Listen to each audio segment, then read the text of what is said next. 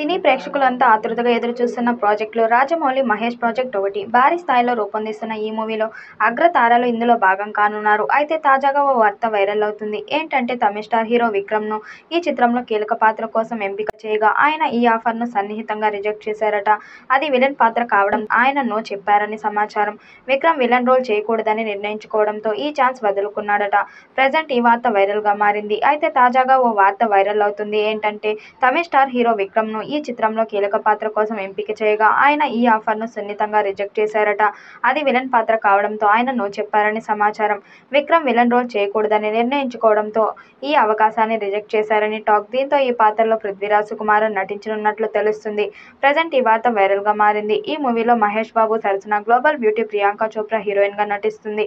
భారీ అంచనాలతో తెరకెక్కుతున్న SSMB 29 ప్రాజెక్ట్ అనౌన్స్ చేసినప్పటి నుంచి సోషల్ మీడియాలో తరచూ ఏదో ఒక అప్డేట్ వైరల్ అవుతూనే ఉంది.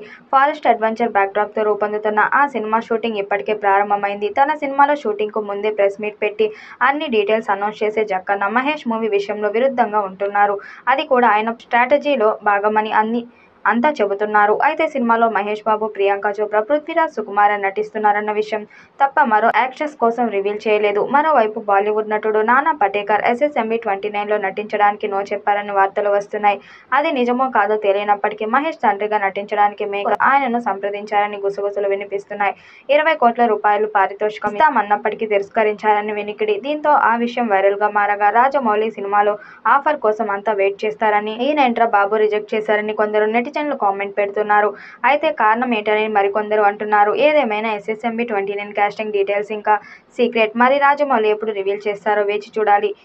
తాజాగా మరో క్రేజీ మ్యాటర్ బయటకు వచ్చింది. మూవీ కోసం ఓ స్టార్ యాక్టర్ను తీసుకుంటున్నారట. ఆయనెవరో కాదు, నాజర్. గతంలో బాహుబలి సినిమాలో నాజర్ కీలక పాత్ర చేసిన సంగతి తెలిసిందే.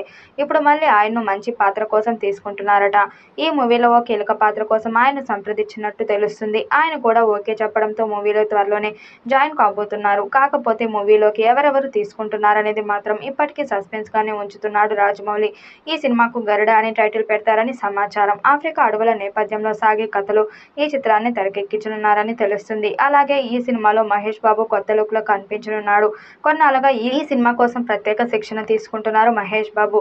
తన లుక్లో మేకోవర్ పూర్తిగా మార్చేశాడు. ఇప్పటికే తన మొదటి షెడ్యూల్ని పూర్తి చేసుకుని త్వరలోనే సెకండ్ షెడ్యూల్ని జరుపుకోనుంది.